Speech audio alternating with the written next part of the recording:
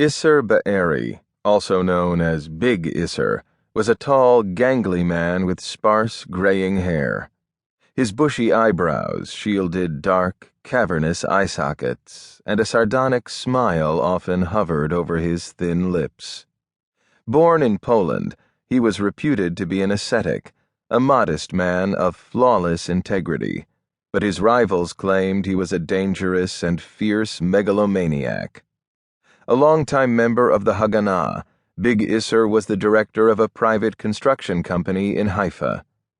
He was a loner, silent and unsociable, and lived with his wife and son in a small, windswept house in the coastal village of Bat Galim.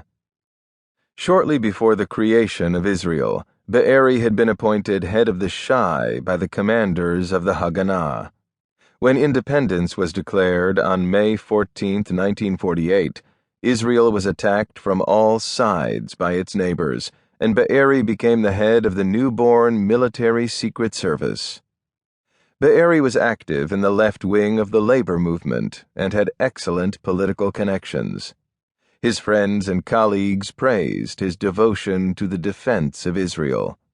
The Independence War would go on until April 1949. Yet, soon after Be'eri became head of the Secret Service, strange, blood-curdling events, seemingly unrelated, started to happen.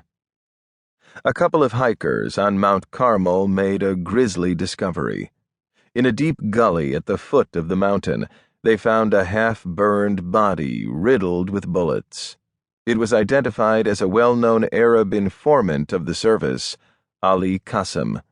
His assassins had shot him and then tried to burn his body.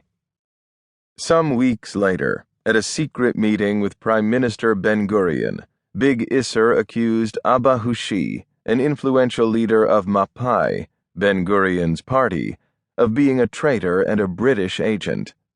Ben-Gurion was stunned. Great Britain had been the ruling power in Palestine before the establishment of the State of Israel. The Haganah carried an underground struggle against its restrictions on the Jewish community.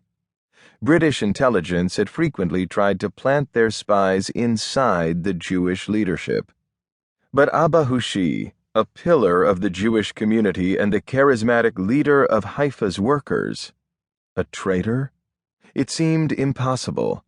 At first, Israel's leaders who were in the know indignantly dismissed Be'eri's accusation.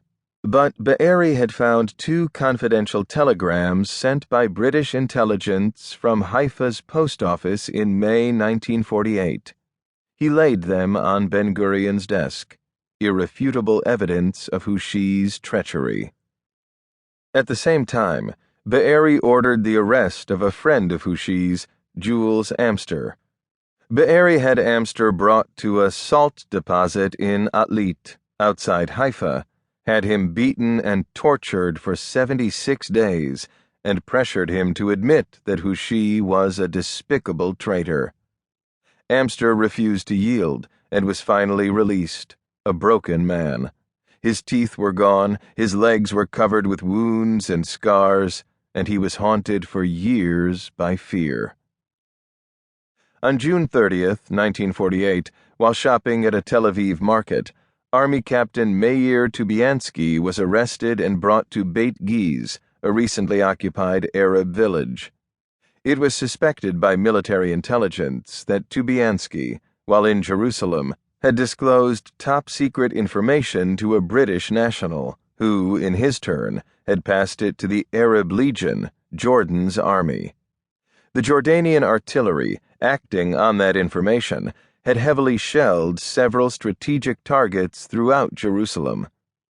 In a summary court-martial that lasted less than an hour, Tubiansky was accused of being a spy for the Arabs, found guilty, and sentenced to death.